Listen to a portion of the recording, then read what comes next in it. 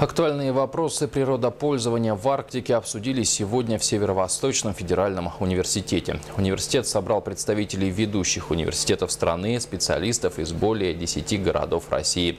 На конференции обсудят проблемы, представят новые методы и технологии по рациональному использованию природных ресурсов.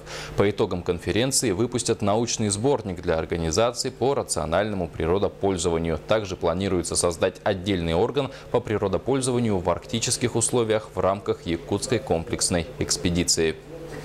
Очень важный вопрос для Арктики, потому что природа Арктики наиболее уязвима. Она такая природа, которая после ее нарушения она восполняется только через десятки лет. Поэтому влияние каких-то там разработок промышленных, неправильного природопользования, все это очень сказывается на нашей арктической природе. И мы думаем, что все участники этой конференции внесем какой-то свой вклад для дальнейшего сохранения природы Арктики.